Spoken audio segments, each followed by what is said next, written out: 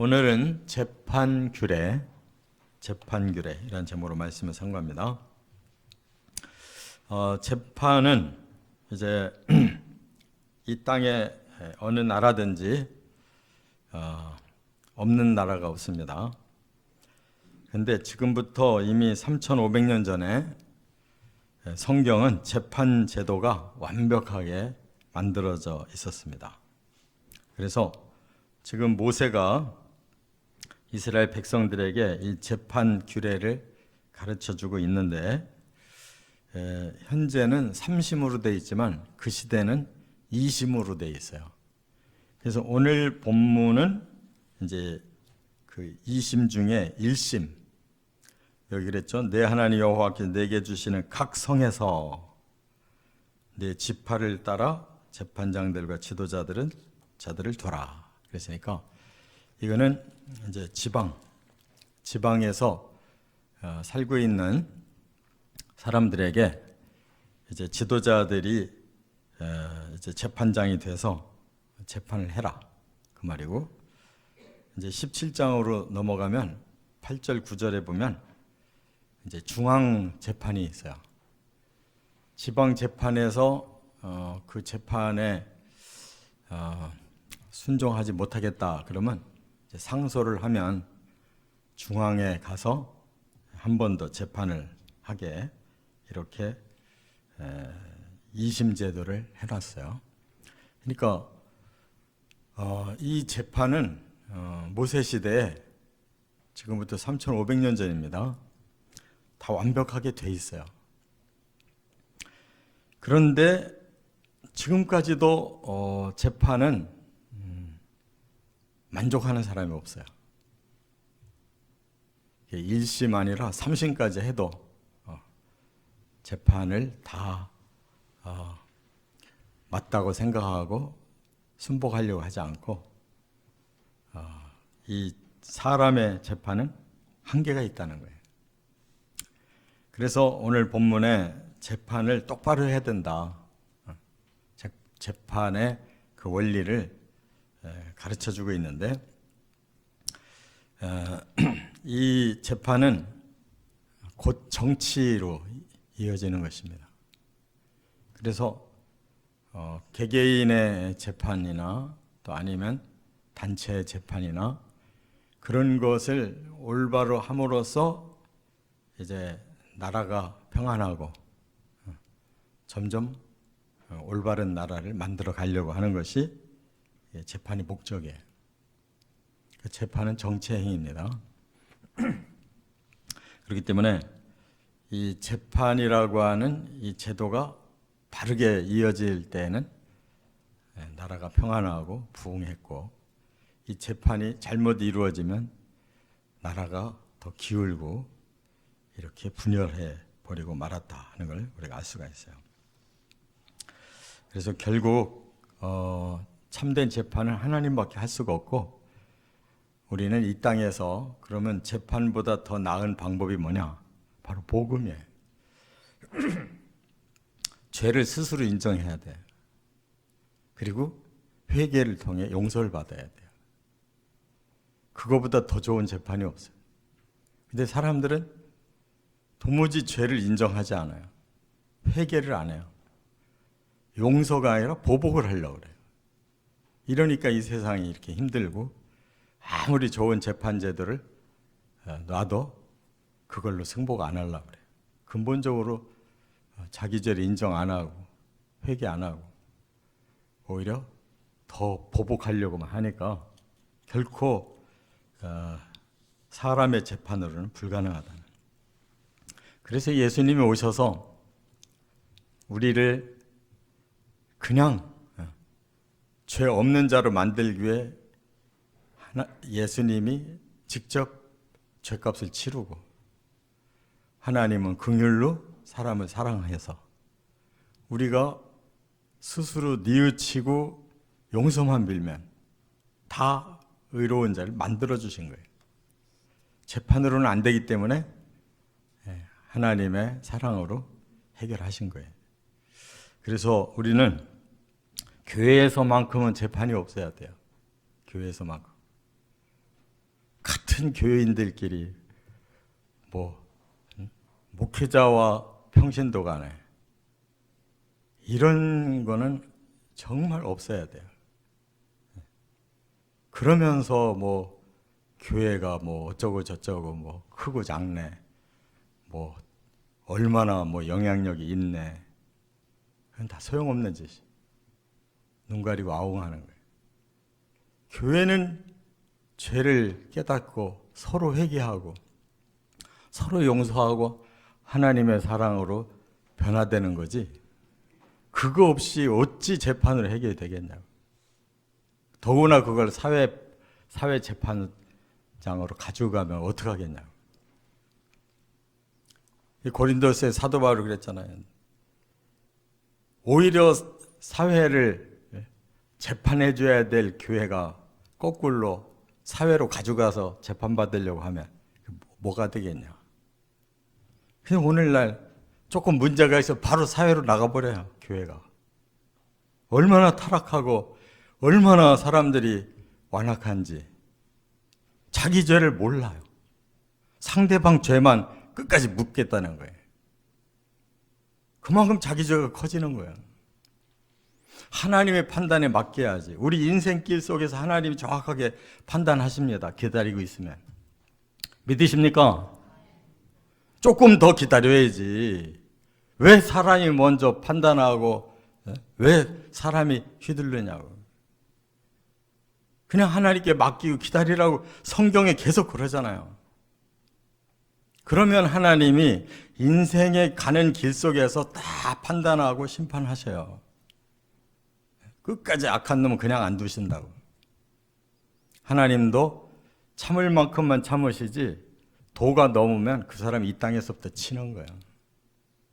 그러니까 우리가 그러한 영감을 가지고 보는 거예요. 그리고 그걸 내게도 적용이 될지 모르니까 두려워하는 거예요.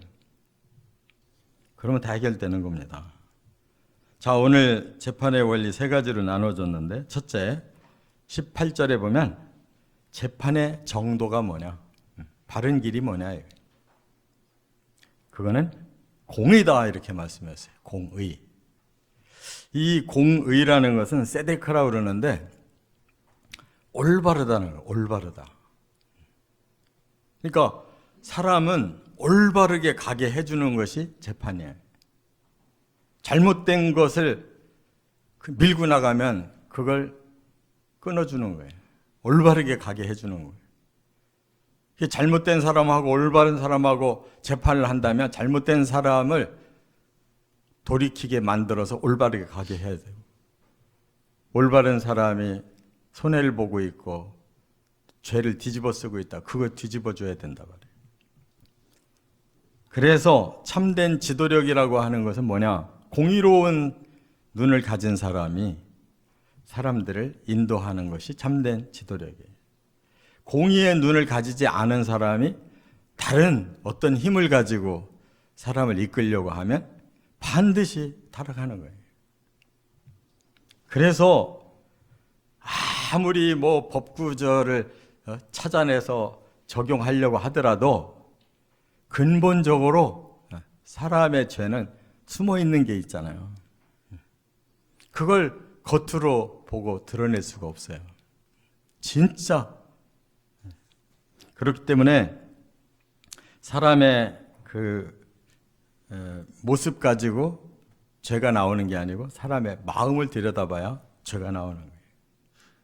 다 사람은 영적인 존재고 정신적인 존재이기 때문에 내면에 죄를 짓는 거예요. 그 동기가 뭐냐, 의도가 뭐였느냐, 거기서 다 드러나는 죄를 짓고 있는 거예요. 그래서 정말 그 마음속이 올바르냐, 그 영의 가치관이 올바르냐, 이게 중요하다고. 그래서 두 번째 19절 상반절에는 재판의 금기사항을 말하고 있어요. 재판하는 사람도 그 정신이 중요하기 때문에 세 가지 잘못된 재판의 방향을 여기서 가르쳐주고 있어요. 19절 상반절에. 하나가 뭐냐? 너는 재판을 굽게 하지 말라. 굽게. 이미 재판관이 구부러진 마음을 가지고 있어요. 그러면 그 재판은 필시 잘못되는 거예요. 그러니까 길은 반듯한 길을 가야 되는데 삐딱하게 옆으로 구부러진 길을 가기로 하면 그 재판은 죄인을 의롭다고 만들고 의로운 자를 죄인으로 만든단 말이에요. 재판하는 자의 마음이 구부러져 있으면. 여기서 굽다라는 말이 나타라 그러는데 나타. 일부러 이렇게 구부렸다는 거예요. 처음부터 의도적으로 이 재판은 이렇게 해야 되겠다. 저렇게 해야 되겠다. 재판관의 마음이 이미 구부러져 있어 한쪽으로 편중되어 있다는 거예요. 그러면 어떻게 옳게 하겠냐. 반대로 해버리지. 그 다음에 또 하나는 사람을 외모로 보지 말라 그랬어요. 외모라고 하는 것은 이 얼굴, 박외, 얼굴모에. 그러니까 우리가 보이는 겉을 보고 판단한다는 거예요. 겉만 봐가지고는 안 된다는 거예요. 그 속을 들여다봐야 된다는 거예요. 아주 지혜로운 재판으로 유명한 사람이 솔로몬이잖아요. 어느 날 두 여자가 한 아이를 데리고 와서 서로 자기 아들이라는 거예요. 그래서 겉으로 봐서는 둘 다 엄마 같고 또 둘 다 가짜 같고 어떻게 판단해요? 그래서 공평하게 나눠줘라. 그 애를 반반 잘라서 나눠주라 그러니까 한쪽은 좋습니다 그러고 한쪽은 우리 애기를 죽이려면 저 사람한테 주는 게 좋겠다. 솔로몬이 그 사람이 진짜 엄마다. 속을 드러내게 해서 판결해 주잖아요. 그러니까 진짜 재판관은 그 속들을 알아야 돼. 속을. 왜 그렇게 됐는지. 속을 제대로 판단해야지. 아무리 겉이 어쩌고 저쩌고 어떤 일이 일어났고 뭐가 어떻고 현상만 가지고 쭉 나열하면 그거 가지고는 진실이 안 나타난다네. 또 하나는 뭐예요? 여기 보니까 뇌물을 받지 말라 그랬어요. 사심을 품으면 반드시 재판을 그릇되는 거예요. 내가 이렇게 재판을 해줘야 나한테 이득이다. 뭔가 조금이라도 사심이 있으면 재판은 그르게 한다는 거예요. 여기 이 뇌물이라는 것이 물질에 대한 욕심을 말하는 거거든요. 뇌물. 근데 보면 뭔가 돈이 움직이고 자리가 움직이고 그런 일들이 너무 많아요. 그렇게 그런 방향으로 가면 이 나라가 다 부패하는 거예요. 바로 이것이 사람들의 세계의 문제예요. 사람은 마음 자체가 기울어져 있어요. 또 사람은 항상 겉으로 보이는 것만 가지고 판단해. 사람은 항상 돈을 요구한다. 돈이 있는 쪽으로 간단 말이에요. 그 다음에 세 번째, 19절 하반절부터 20절까지는 재판의 영향력을 말하고 있어요. 근데 중요한 건 재판을 어떻게 하느냐에 따라서 선한 영향력이 결과적으로 올 수가 있고 재판을 잘못하면 악한 영향력이 올 수가 있다 이거예요. 그래서 여기 19절 하반절에 뇌물은 지혜자의 눈을 어둡게 하고, 지혜로운 사람이었는데 뇌물이 들어가서 그것이 작용하면 그 지혜자가 어둡게 된대요.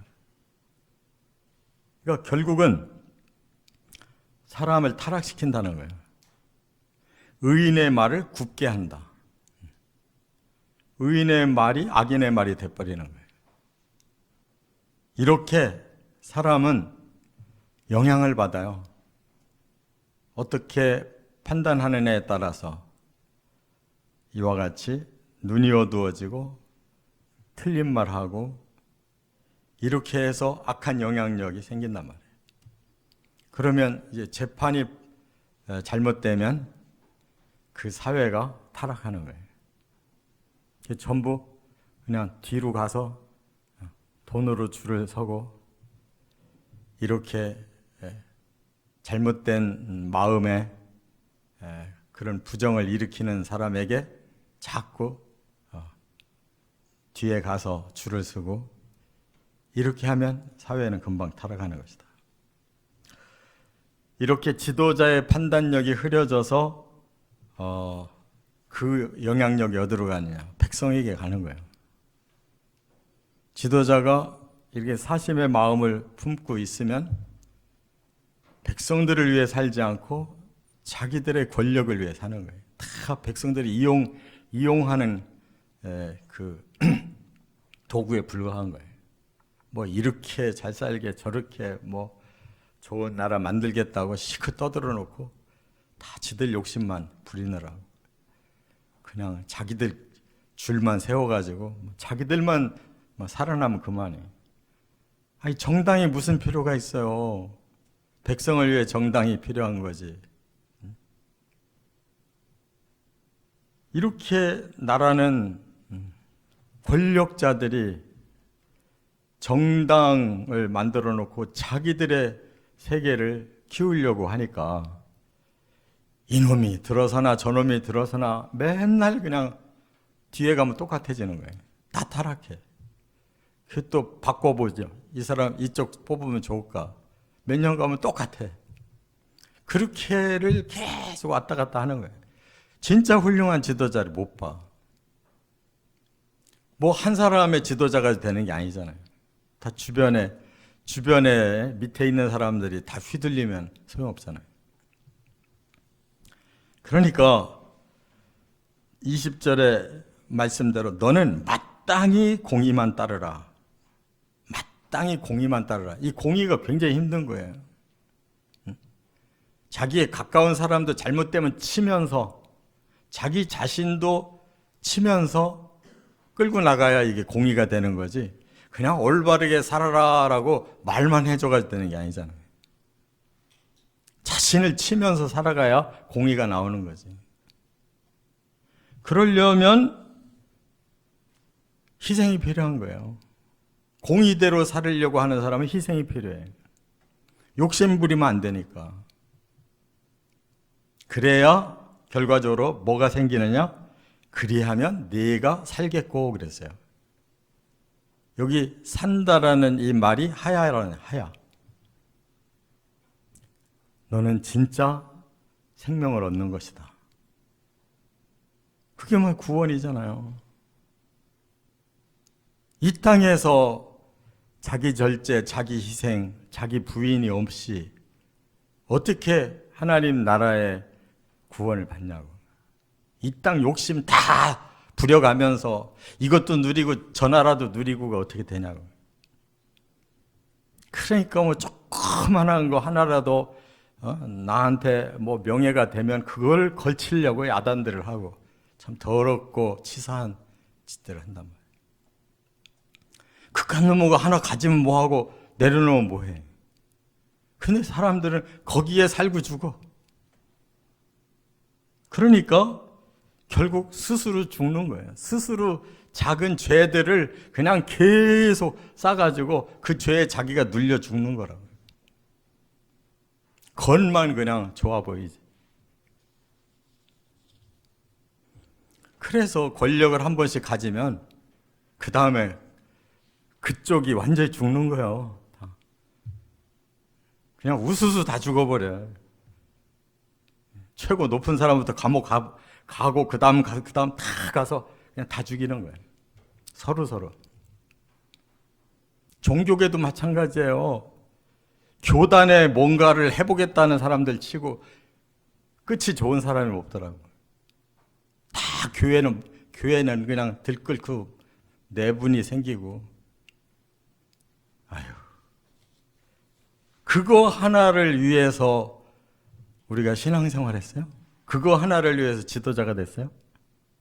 완전히 주객이 전도돼 가지고 지방회 때도 가보면 서로 좋은 자리 차지해 보려고 뒤에서 그냥 이리저리 말들 하고 패거리를 만들고 별짓 다 해. 그거 하나를 못 내려놓냐고. 그거 하나를 더 얹어가지고 하나님 앞에 가져가면은 뭐 영광 받을 줄 알아? 너 왜 욕심 부렸어? 그러실 거예요, 하나님이.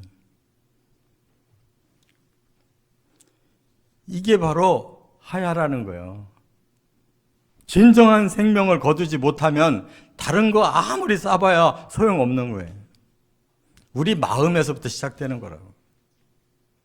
여기에 욕심이 있는데 뭐가 되겠냐고. 지도력이 제대로 나오겠냐고.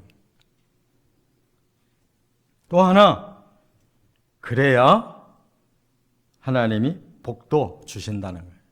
너희에게 줄 이 땅에서 너희가 그걸 다 차지하게 될 거다. 하나님이 주신 복을 누린다는 거예요. 가나안 땅에 들어가서 복을 누리라고 주셨는데 그 땅에서 욕심을 부리고 이렇게 타락하고 우상 섬기고 그러더니 다 망해가지고 그 땅에서 쫓겨났잖아요. 이스라엘이. 하나님이 복 주시겠다고 가나안 땅 영원히 주겠다고 약속했는데 다 이렇게 공의를 버리고 온갖 사심에 가득해서 모든 왕들이 다 욕심 부리고 나라가 두 쪽 나고 막 이렇게 타락하더니 그 땅을 스스로 반납해 버렸잖아요. 이와 같이 하나님 앞에서 나를 재판해야 돼요. 하나님 앞에 나를 재판해야 자꾸 남 재판하려고 하지 말고 내 마음이나 똑바르게 내놓고 재판받으면 우리는 생명력이 살아나는 것이다. 믿습니까? 내 마음의 생명력이 살아나야지 하나님 앞에서 날마다 우리 스스로를 재판하고 잘못된 걸 발견하면 회개하고 용서받고 불의를 자꾸 떨궈내야 될까 말까지 뭔 욕심이 더덕더덕 붙어가지고 그렇게 의의 길을 가자고 하는 이 세계에서 어떻게 그렇게 욕심덩어리로 살면서 되겠냐고. 하나님의 재판은 정도를 가라는 거예요. 하나님의 재판은 금기사항이 있다는 거예요. 하나님의 재판은 영향력이 뒤따른다는 거예요.